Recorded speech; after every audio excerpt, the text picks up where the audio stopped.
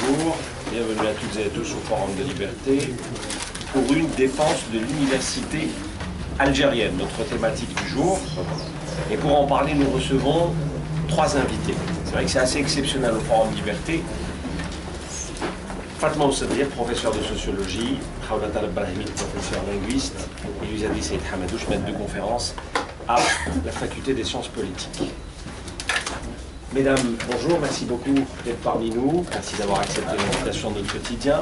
Alors, vous allez avoir chacune un quart d'heure pour un peu donner votre avis sur la question dans votre domaine respectif. Et puis, on reviendra juste après pour le débat avec l'assistance.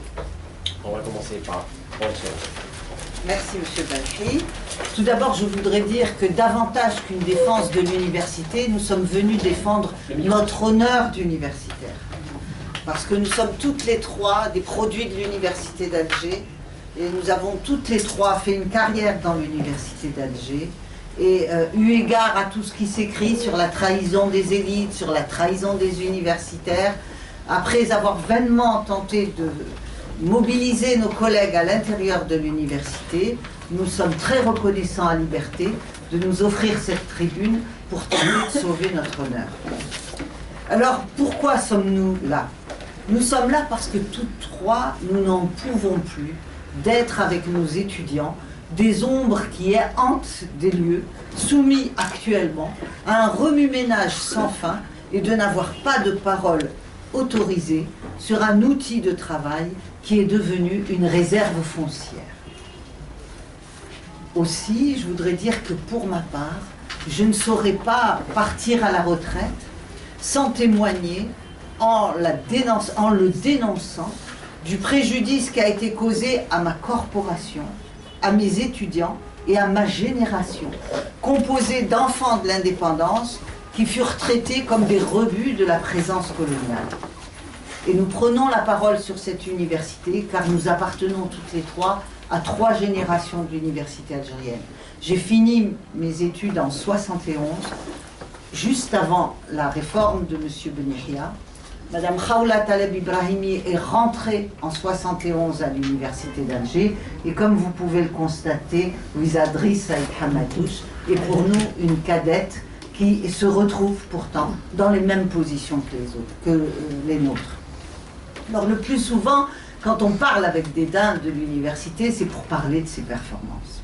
Quelles sont-elles ces performances ?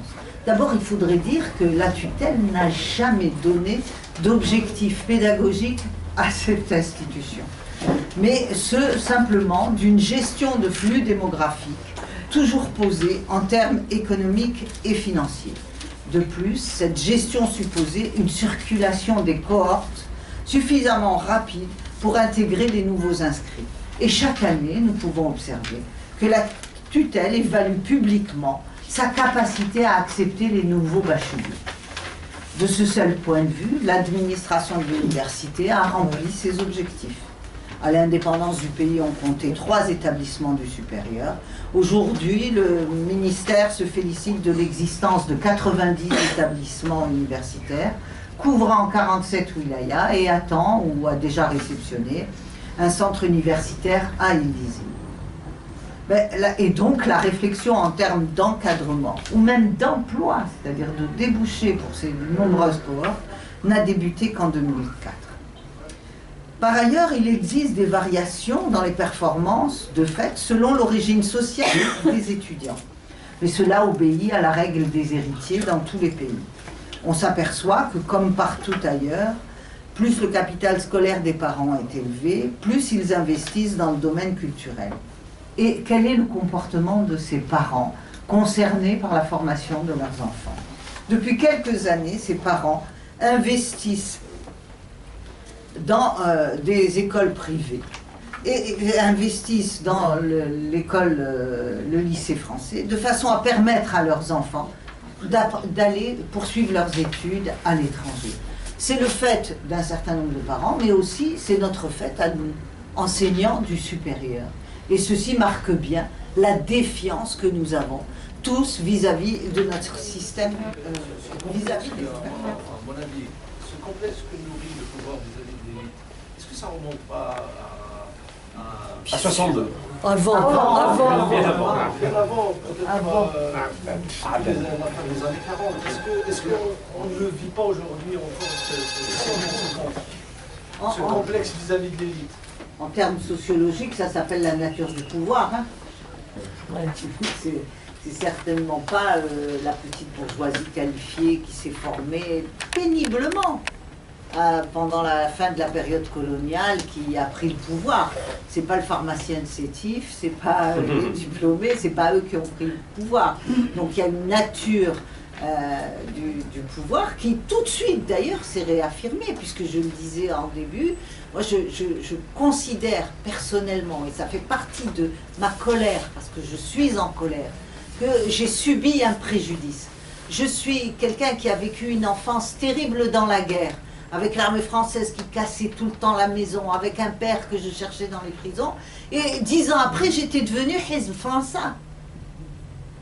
Je veux dire, il y a eu un préjudice terrible, mais en réalité, ce qui m'est fait reprocher, c'est que dans ma famille, on est investi dans l'école au point que moi, j'avais une qualification et que j'appartenais à cette catégorie de gens scolarisés, formés, alors que les Algériens se saignaient pour pouvoir produire une élite qui demain serait en mesure d'accompagner le développement du pays.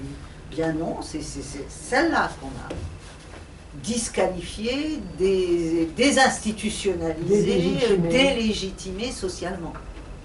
Vous avez quelque chose à rajouter sur cette question? Non. Allez-y, il ne faut pas hésiter à Oui, ça va dire.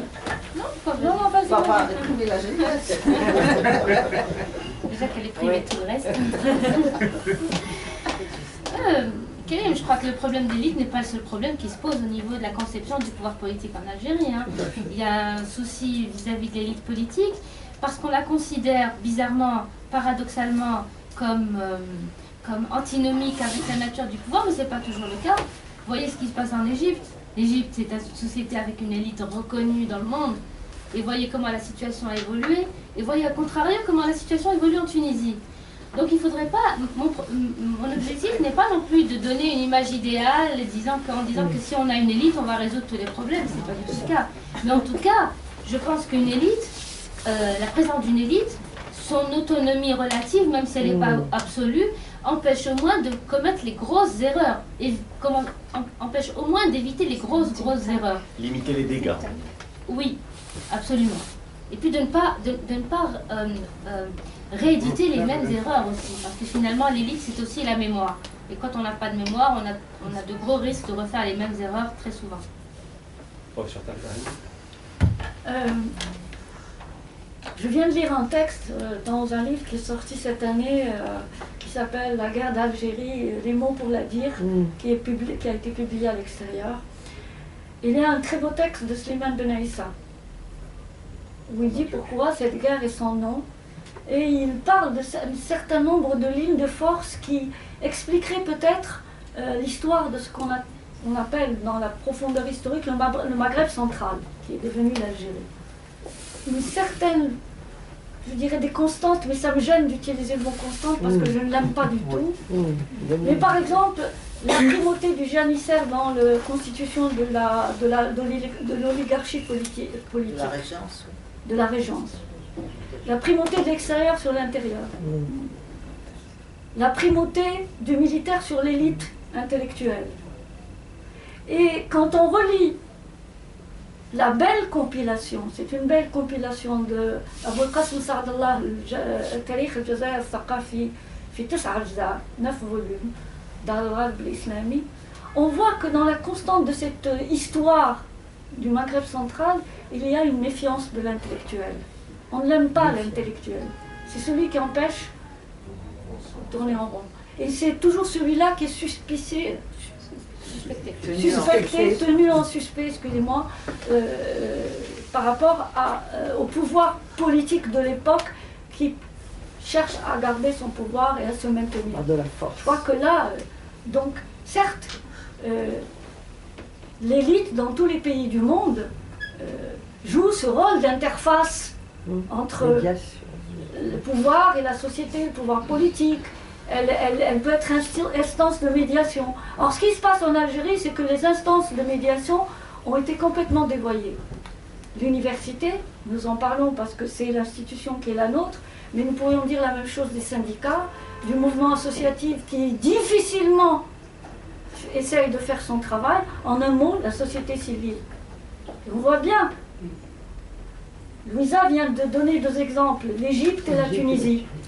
La Tunisie se débrouille comme elle peut, et c'est un exemple pour nous qui est passionnant à suivre, parce qu'il y a une société civile, une classe moyenne, et l'UGTT, donc une élite dans toutes ses formes, élite syndicale, politique, etc. L'Égypte, malheureusement, c'est pas le cas. Parce que la nature du pouvoir égyptien, vous la connaissez, ressemble étrangement à la nôtre. Et on pourrait comme ça prendre des exemples dans le monde. Hein. Il ne s'agit pas seulement de voir notre ère géopolitique. Très bien. D'autres questions? Oui, Fadel. Je contribue au livre qu'a écrit Tabl Ibrahimi sur ses confessions. Et lors d'un conseil des ministres, il n'y avait pas l'ensemble des ministres qui ont décidé de l'arabisation ou de... Il y avait une seule personne qui a décidé à l'époque. Donc c'est là où il y a eu le dérapage. La plupart des ministres étaient contre l'arabisation, peut-être parce qu'il y a l'aspect technologique qui font entendu, etc. Donc il y a eu un dérapage dans ce sens-là. Puis il y a eu la guéguerre entre les francophones et les arabophones de l'époque. Et depuis ce temps-là, on a pris la mauvaise voie. Entre-temps, le samedi dernier, moi j'ai écrit un article au niveau de l'OTAN sur la stratégie des énergies renouvelables. Et lorsqu'on parle des énergies renouvelables, on ne peut pas ne pas parler de la science de l'université, etc. Donc j'ai parlé des problèmes de gouvernance, où les recteurs et les présidents de conseils scientifiques sont élus par affinité et non par... ils ne sont pas élus. Ils ne sont pas élus, ils sont C'est les nommés. conseils scientifiques qui sont élus. Ils sont nommés, alors qu'ils devraient être élus, comme ça se fait dans le monde entier, dans les pays, etc. Donc, on s'en parlait, j'ai fait allusion également du budget de fonctionnement d'une université qui arrive au mois de mai. Donc l'université elle est bloquée dans ce sens-là. Donc il y a un problème de gouvernance qu'il faut revoir. Très bien. Une audite extérieure qu'il faut qu'elle nous dise là où le mal, nous le connaissons. Mais une audite extérieure serait la bienvenue. Merci. Je vous en prie. Oui, moi je voulais réagir pour qu'il n'y ait pas de malentendu. Nous n'avons pas débattu de l'arabisation comme un empêchement à la production d'une élite. J'ai un souvenir très précis. J'étais en 79 avec mon collègue qui est devenu ensuite un personnage médiatique connu, qui est Burhan Radioun, un professeur de sociologie syrien. Nous étions dans la salle de travail des professeurs en train de corriger des copies. Il corrigeait la section d'arabe, je corrigeais la section de français.